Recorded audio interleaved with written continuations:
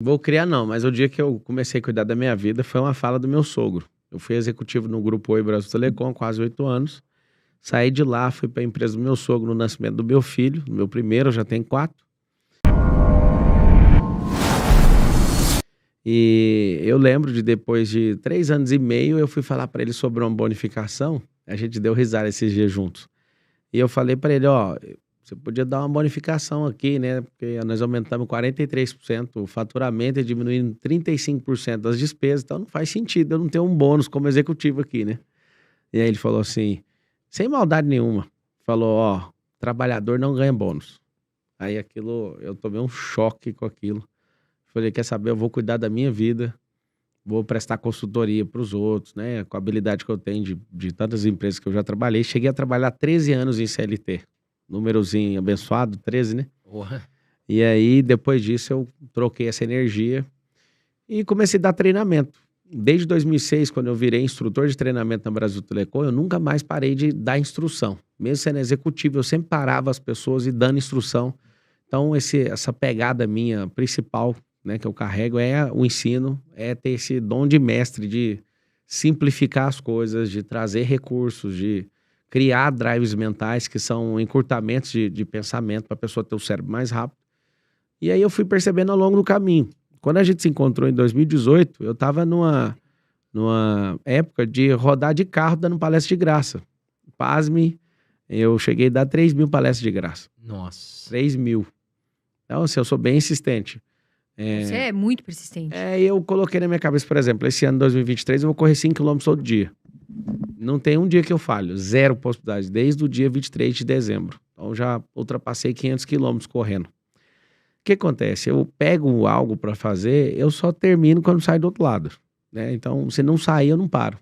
Você me viu, você me entrevistou com a política. Não tem eleição que vai me fazer parar com aquilo que está no meu coração. Só paro se meu coração não queimar por aquilo mais.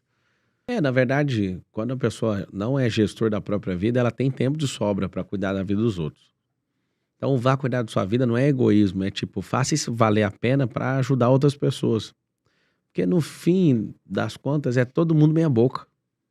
A maioria meia boca. Então, quando a pessoa fala, peraí, ó, vou pôr o pé na porta na minha vida, você não manda não.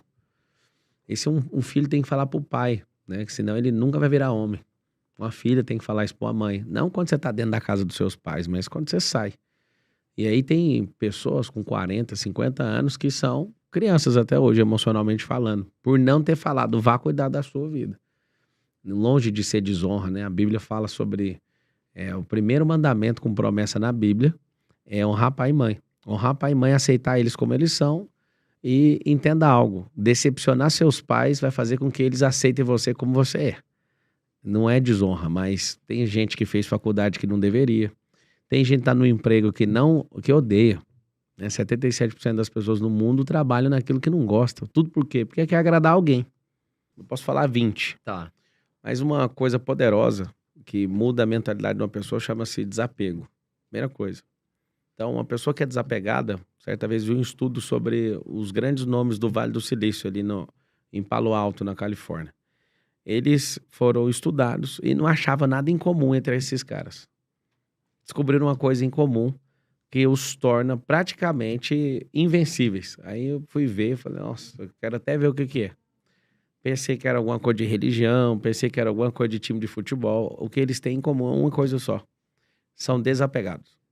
Estudaram em muitas escolas, moraram em muitas cidades, ou seja, quem estuda em muita escola e mora em muita cidade e tem que sempre estar fazendo amizade de novo, é alguém que sempre está ressignificando, sempre desapegado. Por isso são os líderes do mercado hoje, Big Techs, né, de tecnologia.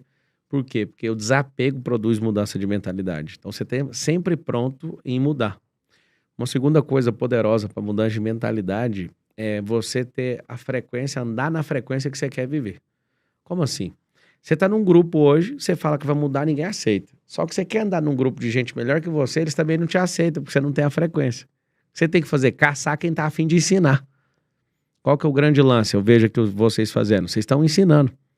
Então, muitas vezes, as pessoas que estão assistindo não entendem nada de finanças, elas não vão chegar num grupo e vão ser aceitas por esse grupo de finanças. Por exemplo, quem domina o mercado? Mas você pode chegar nessa frequência aprendendo com quem tá pronto para ensinar. Uma terceira coisa, ensinar. para mudar sua mente, porque o ensino, quem ensina, ele aprende 2 vezes. Então, desde quando quando eu virei instrutor, em 2006, que eu comecei a dar treinamento. Isso foi muito forte. Nunca me vi como palestrante. Até hoje o povo fala, você dá palestra. Eu não dou palestra. Realmente eu dou aula, eu sou professor. E você quer mudar sua mente? Mude seus hábitos. Então, mudar. Lugares têm pessoas novas vão te dar ideias novas vão te dar ações novas vão te dar novos resultados. Qualquer um, não. Parece clichê, mas a pessoa tem que se enxergar e deixar de ser qualquer um. Porque o pensamento linear, a mentalidade de estabilidade, esse negócio de brasileiro não torcer por brasileiro, você já tem uma barreira muito grande, tanto espiritual como emocional e física para isso acontecer. Eu sou aluno de escola pública. A maior parte da minha vida foi na escola pública. E eu lembro, uma vez meu pai tinha um carro, um Gol quadrado, na década de 90. E eu tô chegando na escola, uma escola municipal. Meu pai era talvez o mais bem sucedido, mas estava ali quebrado por algum motivo. Eu era bem pequeno. E um dia meu pai parou na porta da escola, todo mundo zoou comigo. Porque meu pai tinha aquele carro. E aí eu nunca vou esquecer. Ele disse, seu pai é motorista de alguém rico. Seu pai isso, seu pai aquilo. Eu fiquei olhando para aquilo, e aquilo nunca saiu da minha cabeça.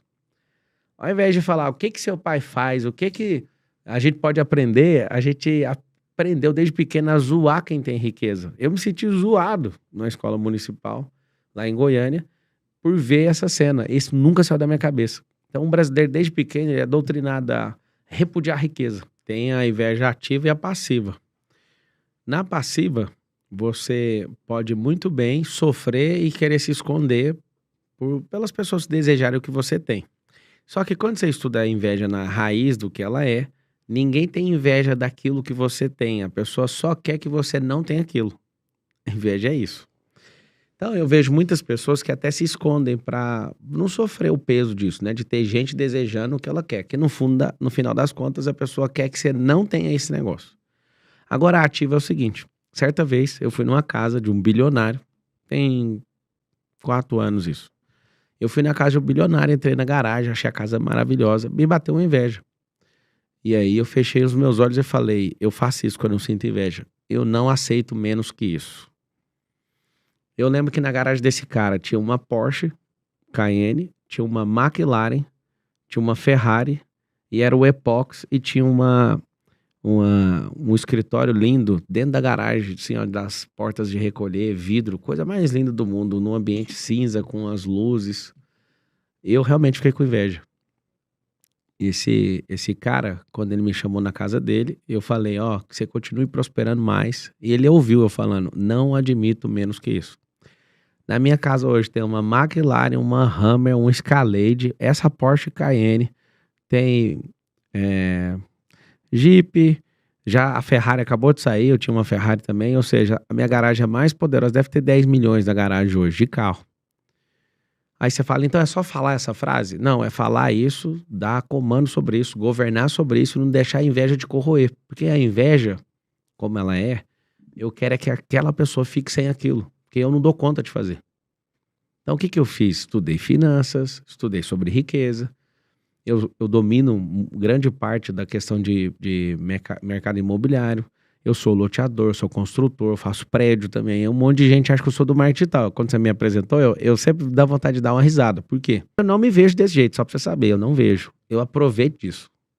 Então eu capto recurso no mundo digital e emprego no mundo físico. Então eu, por exemplo, não tenho nenhum real dedicado em Bitcoin. Não sou contra isso, não. Eu tive 0 experiência positiva com Bitcoin e com gente que mexe com isso. Não sou contra, eu sei que é real e tal. Já estudei, só que é o seguinte, meu negócio é mercado imobiliário. Então, quando alguém fala, ele é do marketing digital, eu dentro de mim, me dá vontade de dar uma gargalhada. Dá pra fazer R$1 milhão em uma semana, né? Depende da cabeça que você tem.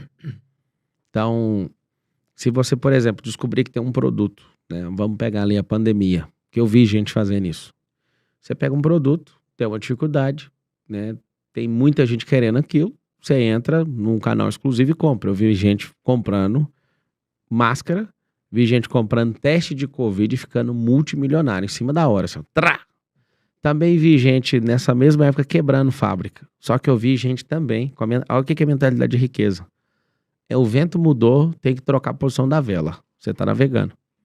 Então eu tive amigos, donos de indústria, que pararam de fabricar roupa para fabricar máscara. E continuaram prosperando. Cancelaram, não vou fazer roupa. Virou a fábrica dele para fazer máscara. Ou seja, o cara aprendeu. Então todo mundo pode aproveitar as oportunidades que tem. Não tem oportunidades dessa. O que eu tenho que fazer? Tem que criar. Vamos lá. Todo mundo bebe água? A gente tá aqui bebendo água, certo? Então se todo mundo bebe água, tem oportunidade de ganhar dinheiro. Melhor, vamos aprender que o brasileiro é muito chula a mentalidade nossa, né? Não é ganhar dinheiro, é fazer dinheiro. É o conceito americano de make money. A gente fica falando de ganhar dinheiro por causa do Silvio Santos, né? Tipo, vem aqui no meu auditório que você vai ganhar. E não vai ganhar. O que acontece? Você olha pra alguém quer ficar milionário vendendo água. Vamos arrumar um jeito aqui de ficar milionário, então. Todo mundo bebe água. Então, um monte de gente não tem bebido o tanto que deveria. Se você se propor a treinar um time gigante, criar um mecanismo para vender água no sinaleiro, você consegue ficar milionário. Você tem que criar seu próprio gelo para você não gastar dinheiro com isso. Então, você tem que comprar freezer e investe dinheiro nisso. Treina um monte de gente, arruma um monte de Kombi e vai vender em lugar onde tem muito prédio espelhado e tem um pico, o horário de pico para vender a água, no horário que tem mais calor. Se você pegar só isso, sem ter uma empresa, você faz milhões. Você coloca pessoas numa diária sem ter empresa. Aí você fala, não, mas eu queria ter um negócio. Aí é muito mais simples. Vai caçar fonte de água em fazendas. Testa o pH disso, é baratinho fazer. Descobriu uma fonte que é muito boa, descobriu. Negocia com o fazendeiro e negocia com alguém que engarrafa. Você não vai fazer absolutamente nada. Você vai viver só de royalty, junto com o fazendeiro. Então tem tanta... Tô falando só de água. Então você pode ser o cara que lança a oportunidade. Você pode ser a pessoa que ensina a fazer estudo, que aí é desproporcional a vantagem, né? De quem, ó? O cara que pega para vender água, ele sofre pra caramba. O cara que pega para empreender isso, põe os outros para sofrer. O outro que às vezes acha a mina e dá um trabalhinho fazendo teste de pH e tudo e fazer a negociação, ele não sofre. Ele vai demorar a achar, mas quando ele acha, ele tem uma renda passiva. Uhum. Então depende da posição que você tá no negócio. Agora o cara que ensina a fazer isso tudo é o cara que menos sofre. Aí alguém fica sempre indignado. Ah, você fica vendendo. Deixa eu te falar, a Bíblia fala, há alguns milênios lá no livro de Daniel, que nos últimos dias as pessoas clamariam por conhecimento. E eu não consigo entender por que tá escrito isso lá. Porque essa é a geração que mais tem conteúdo. Só do meu canal do YouTube, Papo Marcal, tem 808 vídeos publicados. Aí uma pessoa fala pra mim, seus cursos é caro. Não sei... Cara, vai assistir os de graça, vai acordar cedo, 4h59 da manhã. Vai pegar tudo que os irmãos Dias fizeram aí, vai estudar. As pessoas não querem. As pessoas querem, na verdade, comprar método, que é como você faz, sua história, né, com a sua experiência, e principalmente a energia que você carrega, a energia vital, o seu tônus vital humano. É isso que as pessoas estão atrás. Então, sim, tem como. Agora tem que mudar as crenças, tem que mudar a companhia. Quer ver? Vamos fazer um teste aqui agora. Você vai pegar seu WhatsApp, vai mandar mensagem para 10 pessoas fazendo a mesma pergunta. Você vai assustar com a resposta. As 10 pessoas que você mais conversa no WhatsApp. Você vai perguntar assim para elas: quando que você acha que eu consigo bater meu primeiro milhão? Você vai chorar com a resposta que você vai receber. Dos 10, se você for uma pessoa normal, 10 vão falar: você nunca vai bater. Vão te zoar e vão tirar sarro com a sua cara. Pode pegar as 10 pessoas que você mais conversa. Se por acaso, pelo menos 3 responder: eu acho que em 10 anos você tá no caminho certo, com amizades certas. Mas se você falar assim, fizer a mesma pergunta, e pelo menos um responder, se não for doidinha a pessoa, se ela tiver lógica no que tá falando, se essa pessoa responder assim, esse ano, se você conectar, modelar, aprender network, destravar, aí eu acho que você tá com a companhia certa. Duvido que você vai ter uma pessoa que não vai te zoar doidado quando você falar que vai fazer R$1 milhão. Pergunta pra ela quando. Isso mostra seu nível de network. Tem muita gente, só que é o seguinte, se a pessoa tá falando, mesmo que de forma indevida, e tá gerando transformação na vida de alguém, já é o suficiente. Quem tem muita inveja de quem fala de Deus é sempre o religioso que não tem intimidade com Deus. Quando você é uma pessoa livre, tanto faz se a pessoa tá usando ou não. É bem melhor ela usar Deus do que usar o diabo. Imagina, a pessoa usar o diabo para influenciar alguém, para destruir a família, para acabar com tudo. Já fui muito acusado. Você fala de Deus para vender. E aí um dia eu tirei isso a limpo com muita gente. Falei o seguinte: você pode ser mais amigo de Deus do que eu, você não vai vender igual eu. Se as pessoas usassem Deus e isso funcionasse para elas prosperarem, os irmãozinhos da Deus e Amor, da Assembleia de Deus, lá dos interiores, eles iriam vender muitas coisas, mas falta habilidade de venda para eles. Falta network para eles. Isso é sempre a desculpa esfarrapada de alguém que é derrotado. Então, quando uma pessoa ela tem ciúme de Deus, ela não tem amizade com ele. Porque quem tem amizade com ele sabe que o código número 1 da amizade com ele chama-se liberdade, que é o que toda alma quer. O que eu avalio assistindo? Sempre vejo alguém, dá pra ver que um é picareta, outro. Mas se tá falando de Deus, continue, amigo. Agora tem uma coisa lá na palavra, frutos que permanecem. Então, quando a pessoa usa disso, é só usar o código de Gamaliel. Gamaliel foi um cara que instruiu Paulo no judaísmo. E todo mundo ficava alvoroçado com Jesus, porque Jesus era o cara que todo mundo criticava na época. Eu imagino se fosse hoje nas redes sociais, o que ia acontecer, qual o nível de cancelamento dele. Gamaliel, com sabedoria, falou assim: não se preocupe com esse Jesus.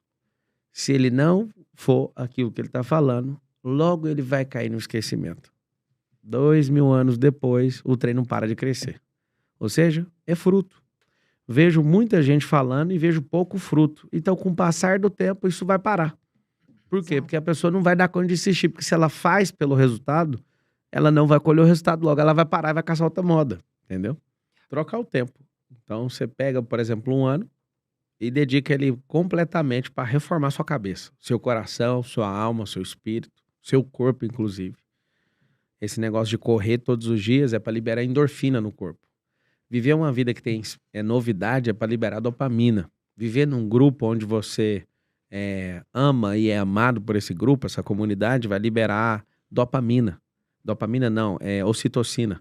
Então, novidade é dopamina, um grupo onde você se sente amado é ocitocina. Você fazer exercício é endorfina. Então, tem uma farmácia cerebral que você precisa dedicar isso. Como é que faz para avançar 10 vezes com o tempo? Imagina 8.050 e poucas, 8.070 horas que você tem no ano. 8.070. A pessoa, todo mundo gosta de falar assim, nossa, não consigo fazer nada. Poxa, você não consegue fazer nada em 8.070 horas? Vamos fazer o seguinte, divide por 3, vamos supor que você durma 8 horas, né, todos os dias, e ainda sobra 16 horas. E a pessoa tem a capacidade de falar que não consegue. Vou te ajudar. Sai desse emprego que você tá e vai trabalhar perto da sua casa. Ou então larga essa casa onde você tá e fica do lado do prédio da sua empresa. Pra quê? Só o tempo que você ganha de deslocamento vai mudar tudo. Matematicamente, né, financeiramente, não faz sentido eu vir lá da minha casa, eu ando de helicóptero, mais de helicóptero que de carro. Por conta de quê? Pra potencializar o tempo. E o tempo que eu ganho com isso, na verdade você não ganha, né? O tempo que eu tenho de reserva, eu coloco prioridade nas coisas que fazem sentido. E aí, quando você faz essas contas, por exemplo, a minha casa fica exatamente 5 minutos do prédio principal das empresas. 5 minutos. Eu tenho uma vida interiorana, eu não pego um único sinaleiro, um único semáforo. Por quê? Porque eu não quero ter a desculpa de falar que eu não tenho tempo. As pessoas são loucas. Aqui em São Paulo, a gente fica 2h40 no trânsito para chegar. Isso agora, né? Diversas vezes eu já peguei, gente trabalha para mim, eu falei, ou você vai mudar de emprego, ou você vai mudar para cá. Porque o seu nível de estresse e de cortisol é tão alto que você vai prejudicar outras pessoas aqui dentro. Então eu vou te ajudar. Ou você arruma um emprego perto da sua casa, ou você vai mudar a sua casa para cá. Por quê? Porque não faz sentido. E em 8.000 horas, vamos tirar um terço. Te sobra 16 horas no dia ainda. E as pessoas ainda não sabem o que fazer. Elas não aprendem sobre gestão do tempo. Então, em um ano, o que eu faço com a pessoa? Eu inventei essa parada aí chama até Piorando, que é uma mentoria, o jogo da vida. Eu criei isso em 2008. Eu ia nas reuniões de executivos e eu falava assim, eu quero ser executivo, igual esses caras, na companhia, né, na Oi. E eu não entendia nada que eles falavam. Eu falei em 2008, no meu coração, eu vou virar a pessoa mais assustadora, só que eu não vou mais em nenhuma festa. Eu não vou em nenhum lugar, eu não vou gastar, na época era um Messenger tinha um Orkut, tinha não sei o quê, eu abandonei esses negócios. Falei, eu vou desaparecer por um ano. E realmente ninguém me viu por um ano. O que acontece depois disso é assustador. Eu virei o executivo mais novo da companhia no mundo inteiro. Não teve nenhum antes de mim mais novo que eu para assumir um cargo, né, com 1.100 colaboradores e tudo. Mas o que eu fui fazer? Eu fui estudar. Fui dedicar energia em conectar e modelar a gente, estudar a teoria, praticar isso e de forma recorrente, de forma emocional, com tudo que eu tinha. Eu dediquei por um ano, aí o resultado vem. 2018, Eu fiz isso de novo, quando você me conheceu. Não era nada, absolutamente nada. De 2018 a 2019, em um ano, caras estão há 15 anos, 10 anos no marketing digital. Eu ultrapassei todos eles em faturamento. Meu time falava, você nunca vai ser o primeiro do marketing digital. Um ano foi o suficiente. Por quê? Porque eu pego uma coisa e vou. Agora, no começo do ano, eu falei, ó, eu voltei dos Estados Unidos, tem casa lá agora, eu voltei e falei, ó, eu vou fazer triatlo. Fui descer pra piscina, não dava conta de nadar. Dificuldade, né? Só um nado de sobrevivência. 15 dias de treino, eu chego em terceiro no triatlo. Caramba. E eu não sou uma máquina física e tal. Fui me descobrindo e treinando. Só que aí, pergunta o tempo de treinamento. Pergunta o derrame que eu sofri no joelho agora que eu descobri. Que eu forcei demais. Eu não nadava e cheguei em quinto no nado. Thiago Rocha chegou um pouco depois, né, Thiago? A gente treinou bastante. Thiago Rocha me ensinou a nadar numa manhã, numa noite. Eu já estava fazendo um triatlo que eu mesmo criei, pedalando 100 quilômetros e fazendo um percurso muito pior do que a gente ia fazer, de fato. Entramos 1h da madrugada no lago, lá no resort, no nosso resort, e 7 horas da manhã eu termino a corrida. De 1 da manhã às 7, fazendo um triatlo estendido. O que aconteceu? Na outra semana eu dei aula para um monte de gente, que é o que eu falo para todo mundo, aprenda ensinando. Aí eu virei doutor no nado. Então numa prova que eu nunca fiz, eu cheguei em quinto. Aí fui pra bike, cheguei em quarto e cheguei na prova final em terceiro lugar. Até hoje eu não acredito. Eu não tô nem aí com crença, porque crença não vai mudar nada. Você falou agorinha, ô Carol, você falou assim, você é um homem de fé. Eu quase cortei na hora. Não, eu não sou um homem de fé, eu sou um homem de fato. Eu falo que vou fazer, meu cérebro acredita, porque tem uns fatos falando assim, ó. Você sempre fala que vai fazer e faz. Então, desculpa, às vezes pode contrariar até a fé de alguém, né? Eu não fico vivendo o tempo inteiro por fé. Minha fé é em Cristo. As demais coisas ele já me deu e falou, vai lá e arregaça. Toca o terror na terra. Então, se eu escolher fazer alguma coisa, eu tenho certeza que eu vou dominar essa coisa. O cérebro, ele não consegue viver sem vício. Então, se a pessoa falar assim, ó, não tenho vício nenhum, eu sei onde você tá, na cama, depressiva e destruída. Você tem que ter um vício. O que é o vício? O vício é uma coisa que o cérebro vai falar, eu adotei isso aqui e vou dedicar. Agora, seu vício é usar droga, você tá fudido. Seu vício é se ver pornografia, você tá fudido. Seu vício for aposta, você tá fudido. Eu nem vou falar mais. Você já sabe os vícios que vão ferrar com sua vida. Agora, qual que é o vício? Vai lá, pega um vício aí, correr todo dia. Pega outro vício aí, virar piloto de alguma coisa, de que seja de helicóptero, de Beach qualquer tênis, coisa. né? Que é o... Vai a gente praticar um esporte. viciado em beach tênis, né? Então, só que isso tá te trazendo benefício? Tá. Isso tá fazendo o seu corpo ganhar. A sua alma tá ganhando com isso. O seu cardio tá ganhando com isso. Tá tudo ganhando. Beleza, é o vício que você tem que ter. E tome cuidado, que às vezes o vício vira o nome mais conhecido como hobby. E aí, um monte de gente enche meu saco quando eu falo isso. Eu sou piloto de corrida, inclusive no final de semana tem corrida em Interlagos. Corro de CLA na Mercedes-Benz. Um monte de gente, você foi picado pelo automobilismo. Ano passado eu não corri. E aí eu tava dedicado à política e aquilo me fez um pingo de falta. E eu vou correr esse final de semana, no outro mês, pode ter em outro estado a corrida, às vezes eu tô com prioridade de fazer outra coisa, eu falo, nem vou. Eu não tô entrando numa coisa ali pra falar, quero ser o melhor de todos. Não, não é isso. Eu tô entrando pra aprender. Eu sou piloto desde 2019. Sabe o que acontece? Eu não quero ter o hobby de pilotar. Eu quero usar isso pra mudar minha vida, pra mudar a vida dos outros. Então, eu fiquei mais rápido como pessoa. Eu mudei minha alimentação. Então, os vícios, o meu vício de pilotar foi em 2021. Então, em 2021 eu tava viciado nisso. Depois acabou o vício. Aí eu vou sempre escolhendo uma coisa nova. Então, a dica que eu dou pra todo mundo que tá assistindo é: tenham sempre um vício. Só que um vício que te edifica, não um vício que destrói você. Você nunca vai ficar sem. Se ficar, eu já sei onde você tá. Você tá na cama. Você não consegue sair de lá, porque aí o cérebro entra em colapso e ele acha que nem quer mais viver, e aí vem toda a história que você já sabe. E é o estilo do Brasil, né? De se por acaso, na sorte, der certo, pode virar um Bolsonaro, que foi na sorte. Né? Ali alguém não se preparou para ser presidente, apesar de ter exercido um excepcional cargo de presidente. Só que a verdade é que o Brasil foi feito para dar errado. E aí pessoas de bem vão correr sempre disso. Eu não vou correr. Talvez ano que vem eu vou estar aí pedindo voto aí para prefeito de São Paulo, para mostrar o que é uma cabeça diferente da política. E depois, se continuar isso que eu tenho no meio do meu peito aqui, queimando por por fazer o Brasil avançar em empresarização, em virtualização e mudança de mentalidade, eu saia como candidato a presidente de novo, sem alguém puxar meu tapete, né? Que não deu nem para ir para arrancada, eles já arrancaram a candidatura, né? O que aconteceu de fato, Pablo? Você era candidato. Aí o teu O partido... partido foi vendido pro Lula e o Lula foi lá e tomou o partido e me derrubou. Ali o Aí eles PT, apoiaram o Lula, no caso, Sim. né? Tá. o PT Você imagina, pode você se tá no... candidatar por anos. Ali, anos e teve anos. uma pouca vergonha no tribunal. E falar hoje em dia, depois que o jogo passou, é um pouquinho de idiotice, né? Alguém... Não me falta coragem. Mas no Brasil você conversou demais, né? Fora do tempo. Na política eu aprendi o seguinte, que você pode falar o que você quiser. Ninguém fica magoado, mas depois da política tem que parar.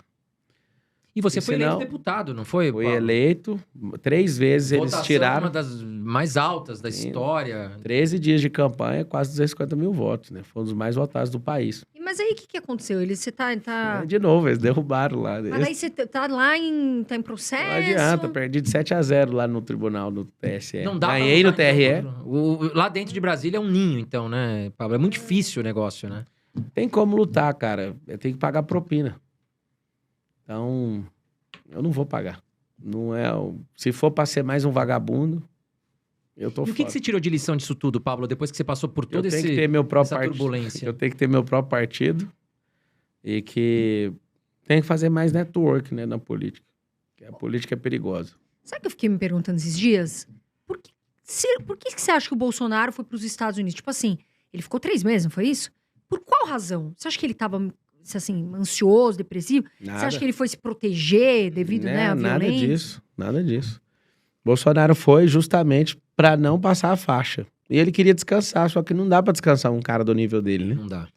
Ele não tava com planos de ficar lá, nada disso. Essa onda de vai prender Bolsonaro e tudo, isso é um folclore. Se fizer isso, vai ser pior do que fizeram com o Lula. Então, prende o Bolsonaro pra você ver. Vai virar uma lenda. Ele é mito, né? Chamado de mito hoje. Vai virar lenda. Eles não vão prender o Bolsonaro. Só que o Bolsonaro ficou lá porque ele viu tanto que a falta dele incomodava o povo.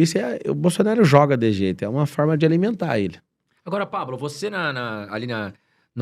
quase no segundo turno, praticamente, você entrou pra ajudar o Bolsonaro. Eu lembro que você Sim. deu muito apoio pra ele. Sim. Inclusive, ele conseguiu reduzir um bom percentual ali. Porque o primeiro turno, acho que o Lula tinha 5, 6 pontos na frente, acabou com 1 ou 2 na frente, né? Ganhamos 7 milhões de votos no segundo turno e o Lula só 2. E o que você acha? Quais foram os erros? Por que o Bolsonaro não foi reeleito, na sua opinião?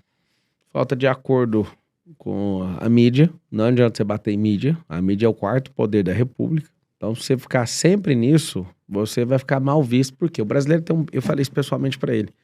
O brasileiro tem um perfil comportamental de vitimização. Então, apesar de ter muita gente que gosta do perfil corte rápido do Bolsonaro, esse negócio de sempre ter conflito afeta o perfil brasileiro mediano. Então, o brasileiro, por exemplo, o Lula é um mentiroso, ele finge que não é com ele e o brasileiro acredita porque o brasileiro prefere a mentira do que o conflito. Ó, pra você ver como é que isso é louco. Falei isso para ele pessoalmente. Falei, eu sei que o que te trouxe até aqui foi uma coisa, mas você tem que pegar um código. O que te trouxe até aqui não vai te levar até lá. Não tem investido nas redes sociais como deveria, com tráfego pago. Consegui chegar na última hora ali, a gente colocou uns 40 milhões de reais. No primeiro turno tinha colocado 1 milhão. Nossa. Aí o Bolsonaro fala, não tem dinheiro. Realmente o cara é honesto, não usou a máquina. Essa idade até dá dor no coração de ver que os caras do lado de fora tinham mais dinheiro e controlou a máquina com o Bolsonaro lá na máquina. Eles controlaram toda a máquina, usando dinheiro público para fazer um monte de coisa, beleza. Então, não ter usado as redes sociais, achou que ganharia organicamente como no passado, né? Eu cheguei até a gravar um vídeo com ele de 864 cidades, enviando com o nome da cidade. O Bolsonaro é muito aplicado, muito disciplinado, gravou, mas acabou que por uma desavença lá, acabou não postando no dele, eu tive que postar no PL e fazer de outras formas, né? Outra coisa que eu vejo que acabou é essa inimizade com a mídia. Então eles pressionaram ele por um erro. Aquele erro pintou um clima, trouxe fragilidade. A Zambelli, né, com aquele negócio da arma, faltando poucos minutos ali pro segundo turno, aquele negócio também pegou mal. E o que fritou foi a questão do Roberto Jefferson, que ajudou muito colocando aquele candidato, né, o padre. O padre deu uma desequilibrada, talvez. Pra mim, o padre foi sensacional. Pois é, talvez aquele padre foi o cara que deu a chance pro segundo turno, porque não ia ter segundo turno, tá? As pesquisas internas mostravam que não iria ter. Então a gente teve a sobrevida, só que isso foi tirado, porque eles ficou caçando alguma coisa. E outra coisa, questão dos rádios, né, terem veiculado menos, isso não foi um erro do tribunal, pelo que eu chequei, foi um erro realmente do lado da equipe que não comeu bola. Então, veiculação a menos, perseguição de mídia, os 3 casos, né, de explosão da fala do presidente, da Zambelli. Zambelli é muito top e contribuiu muito, né, que fique claro isso. Mas aquilo foi usado de forma sorrateira pela mídia e bateram muito naquilo. E o Roberto Jefferson, então, foi a gota d'água. Então, o povo tem medo de conflito. Então, quando vê um cara resistir à prisão da Polícia Federal com aquele Devolveu o armamento, tiro ainda, né? trocar tiro com a Polícia Federal e, tipo, está 100% vinculado ao Bolsonaro. Porque numa semana antes todo mundo bateu palma, né? Porque ele levantou o Kelmo lá como candidato. Na outra semana o cara tá dando um tiro na própria Polícia Federal. Tipo, que loucura que é essa, entendeu? E motociata também. A gente chegou a falar sobre isso, acho que no outro episódio que você veio, Pablo. O que você acha dessa? O Bolsonaro fazia muita motociata. E Ele hoje as pessoas parou. falam, pô, acho que foi um erro. Não foi um erro. Deveria continuar fazendo, mas fazendo outras coisas que são exponenciais, porque mostrava que 57% da pesquisa das mulheres, 57% delas não gostavam do Bolsonaro. Uhum. Ou seja, se não gosta, o que nós temos que fazer? Reverter esse número. Tanto é que o presidente estava com o coração bem aberto, ele ouviu, parou de fazer a motociata na reta final. Tanto é que a gente falou para ele, né? A gente precisa de coisas exponenciais. Uma motociata não é.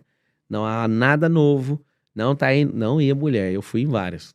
Mas onde você acha que a gente vai parar agora com o Lula Tem como risco de ter presidente? Não tem impeachment, como parar, não tem como parar, né? O Brasil ou cresce ou afunda. Parar a gente não para. E assim, o impeachment, porque tem muita gente que tá decepcionada com o Lula, com a Haddad, enfim, com a equipe toda. Você Normal. acha que isso pode acontecer, ô Pablo? Bem difícil. Bem difícil alguém que loteou todos os ministérios, alguém que é jogador, alguém que caiu pelo principal pecado de um político, que é a corrupção, nunca mais vai cair por causa da mesma coisa. Então, não vai ter comoção social mais, ele pode roubar do mesmo jeito, que não vai acontecer da mesma forma. Então, ele tá muito tranquilo em relação a isso. Impeachment, você compra só uma pessoa, você não precisa comprar o parlamento, você precisa comprar o presidente do parlamento. Presidente da Câmara, presidente do Senado. Então, começa na Câmara. Então, é o presidente da Câmara que faz o impeachment. Sim. Então, você pode vir com todos os argumentos. A Dilma tinha 50 pedidos de impeachment engavetados pelo Eduardo Cunha. Só que o dia que o Eduardo Cunha sai de dentro do Alvorada e a Dilma não acata o que ele pediu, ele fez um pedido normal, né? Troque o diretor da Polícia Federal, porque a Polícia Federal chegou nele. A Dilma falou, não vou trocar. Aí ele, Dilma, você não tá entendendo. Se você não trocar, você vai cair primeiro que eu. A Dilma fez uma aposta com ele. Fizeram essa aposta. Vamos ver quem cai primeiro. Ixi, mano. E na hora que os dois fizeram a aposta, aí acabou. Mas você não acha que... Porque assim, o Lula ele tava preso. Aí saiu de Curitiba, foi pra Brasília, ali fizeram todo um rolo pra voltar. E que eu ainda acho que foi um caso pensado, pra lá na frente o Lula poder concorrer. Enfim, devia ter muitos interesses, muito poder. Mas você não acha que... Só existia um ser humano no Brasil para ganhar a eleição do Bolsonaro, naturalmente falando, é o Lula.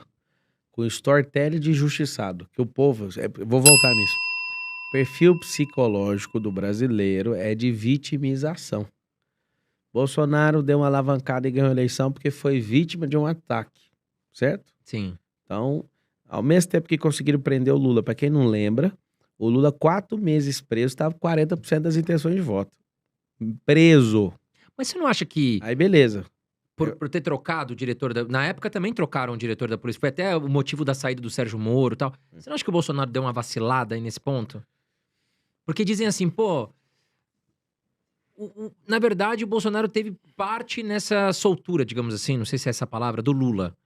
Porque na época estavam investigando os filhos do Bolsonaro, aí a Polícia Federal trocaram ali o diretor, o mesmo pedido que até você comentou agora que a Dilma recebeu Então, um grande lance. do Eduardo. O Bolsonaro, certa vez, o Eduardo, foi preso lá em Goiânia. Goiânia não, Caldas Novas, numa festa lá, Country Festival lá. Ele foi preso, aí ligaram pro pai dele, que na época era deputado federal, né? O Bolsonaro, eu conheço esse caso de gente que estava próxima ali. O Bolsonaro falou, pode dormir aí, porque fez arruaça. Ele tava fazendo barulho à noite, coisa à toa lá. E foi detido por isso, né? E o Bolsonaro tem um comportamento com isso.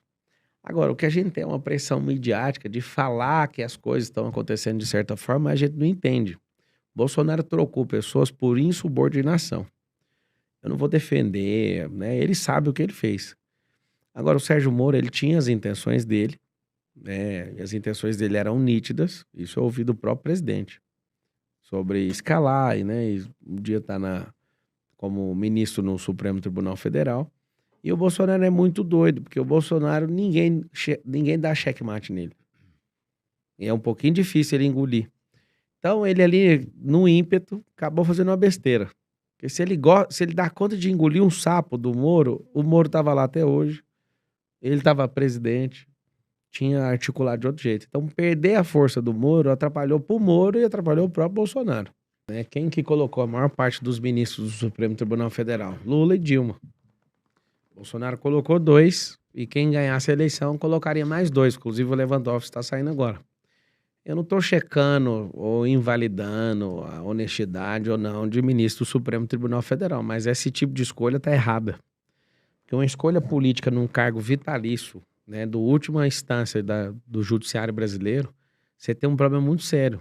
Ninguém vai contra você. Tem um princípio de reciprocidade, de lealdade, e é um pouquinho difícil. Então, sim, você pensa um cara ficou preso o tempo inteiro, depois solta o cara e constrói um storytelling de injustiçado.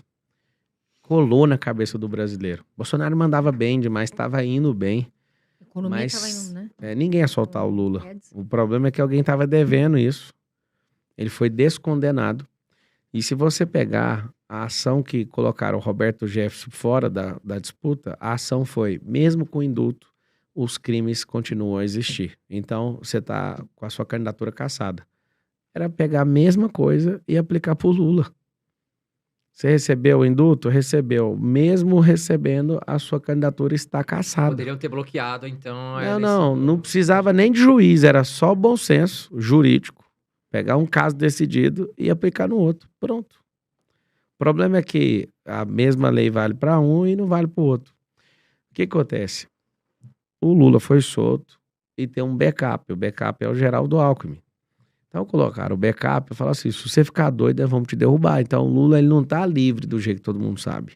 Todo mundo imagina. Tá lá o Alckmin de backup, sangrando nos olhos para ser presidente. É o sonho dele.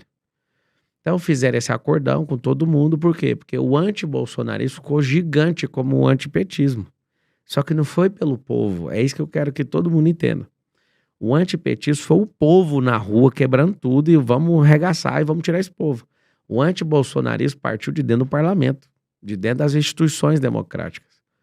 Eu tive na posse do Alexandre de Moraes e o clima de todos contra o Bolsonaro era incrível. Então, assim, a energia do lugar, todo mundo babando de querendo ver ele cair ali, né? Mas 10 dias de eleições, do jeito que foi, a gente tinha ganhado a eleição, 10 dias. Olha, a CLT americana cabe no A4, aqui tem 13 mil normas e não sei nem o que dizer. Eu sou jurista, né? Por formação. Eu sei que várias empresas poderosas foram embora daqui porque é uma ferroada, né? 98% dos processos trabalhistas do mundo são brasileiros. Ou seja, convite para não vir. Uhum. Ou a gente flexibiliza isso. O grande avanço que a gente teve, falei isso pessoalmente com o Temer, tenho amizade com ele. E isso é muito forte. O que ele fez de avanço trabalhista não foi feito desde de Juscelino Kubitschek até agora. Getúlio Vargas, em 40, foi o que criou o CLT. Getúlio Vargas criou o CLT, criou o Código Penal, tudo na década ali de 40, no começo de 40. E o que ele fez, cara, o que o Michel Temer fez foi um grande avanço. O governo acabou de entrar, já quer derrubar. O lance do Lula é derrubar o que o Temer fez. É um dos melhores governos, inclusive, sem puxar saquismo, apesar de ter amizade, acesso ao Ele Temer. fez muita coisa boa mesmo. Ele é muito bom. Teto de gasto, inclusive, acho que foi na gestão do Michel Temer. Sim. Então, se ele ficasse um pouco, né, até fiquei revoltado de não vê-lo abrindo para participar de novo de uma nova eleição, né? Ele viu ali como é que estava o cenário, ele não é bobo nem nada, saiu fora. E o que acontece? Quando você vê um excesso de burocracia, você vai ver uma máquina dominando o Estado e não um povo sendo livre para prosperar. Eu fico vendo vocês aqui, chamando as pessoas para entrar na comunidade de vocês. Não espere o governo ensinar vocês a prosperarem. Isso não vai acontecer. Você vai ter que entrar numa comunidade como essa, você vai ter que andar com gente, vai ter que treinar com gente que está aberta a te ensinar. O governo não vai. O governo já revogou o novo ensino médio. Eles não querem que ensinem finanças na escola. Por que eles não querem isso? Eles não querem, porque isso vai libertar o povo. E libertar o povo significa menos voto. O que eles fizeram? O voto de cabresto, ele é emocional. Precisa te manter na bobeira, te manter na escassez de prosperidade, de mentalidade, porque sempre vai ganhar. É isso que eu quero. Se a gente não conseguir libertar esse país pela política, nós vamos libertar pelo empreendedorismo, pelas finanças, ensinando a pessoa a governar e cuidar da própria vida. A coisa que funciona bastante é todo ambiente ter uma arma de fogo. Um dia eu vi nos Estados Unidos, uma pessoa entrou armada para dar um tiro lá no reverendo. E aí, rapaz, foi muito bonita a cena. Por quê? Porque Deus não vai parar o revólver. Mas tinha um fiel lá, abençoado, homem de Deus, estava sentado. Na hora que o cara sacou o revólver, né? Se quiser depois vocês pesquisem, tem essa cena aí. Acho que é na Presbiteriana, um negócio assim, americano. O cara tava lá assim, no culto. Sacou o revólver e matou o cara. Né? O que ia matar. Todo mundo tinha que ter essa liberdade. Né? Estão restringindo essa liberdade aqui no país. Por quê? Porque o Estado tem que ser gigantesco, o Estado tem que ser soberano. E soberano é o povo. As pessoas não entendem isso. Então, na escola não tinha que ter um policial na porta, tinha que ter um do lado de dentro e um do lado de fora. Eu já estudei em periferia, eu sei o tanto de droga que tem dentro de escola pública. Se tiver um policial lá na porta, o traficante não para lá para entregar. Não faz sentido uma escola não ter, por quê? Porque essa geração tecnológica, essa geração ideológica, tudo é ideologia maluca. Todo mundo tá com desequilíbrio psiquiátrico. Você tá lá na sua escolinha em paz, vai entrar um cara lá pra abusar de criança. Que dá. É o medo. A criança tá lá estudando, coitada. Por isso que o ferrão tem que estar lá prontinho pra esquentar o lombo de alguém, entende? Não, hoje em dia você é a favor da liberação das armas, né? Não, sou a favor não.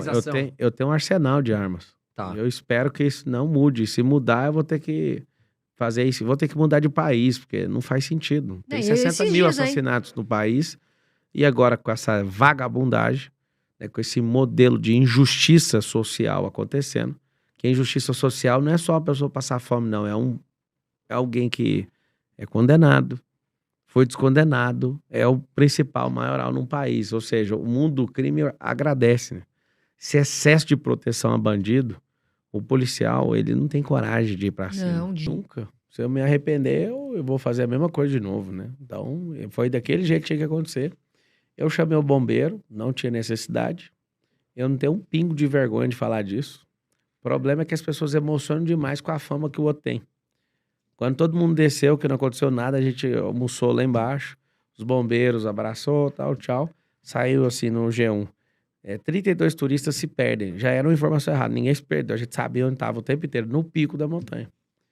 O grupo se dividiu na tempestade e eu não conseguia falar no rádio. E eu fui a única pessoa que decidi chamar o bombeiro e todo mundo falou, não chama. Eu falei, eu não dou conta, eu não tô falando com os caras. E eu não quero acordar amanhã com a surpresa e isso vai me acabar comigo. Eu prefiro que o bombeiro venha. 32 turistas se perderam. Só que aí um dos bombeiros descobriu que eu tava lá. Ixi. Aí ele queria tirar foto minha de todo jeito, eu casquei fora e depois começou. Pablo Marçal. Depois, numa reunião na Rede Globo, alguém assumiu pra mim que alguém pagou 500 mil reais pra me denegrir, né? Nem pode usar essa palavra agora por causa do nova língua, né? Do politicamente correto. Mas alguém pagou pra fazer uma matéria pra arrebentar comigo. E aí, tanto faz. Tanto faz o que é a notícia. O que interessa é que tem uma máquina de difamação. Ninguém nunca achou ruim, ninguém não importou com isso, quem estava junto comigo. Então, é um assunto assim tão irrelevante que... você ficou famoso por isso. Eu já fiquei famoso por um monte de coisa que eu já fiz. Mas não faz sentido nenhum essa história da montanha. Eu vejo que o Brasil tem que parar de cuidar da vida dos outros. As pessoas importam mais com a montanha do que com alguns trilhões que foram roubados. É isso que eu te falei da mentalidade, né? Na verdade, eu nunca andei com o Thiago. O Thiago passou uma temporada dentro da minha empresa. Eu fiz um lançamento com o meu time, né? Que eu não acompanhei mais o Thiago depois disso, mas eu acredito que foi o maior lançamento que ele já fez até hoje. Foi o que a gente fez junto.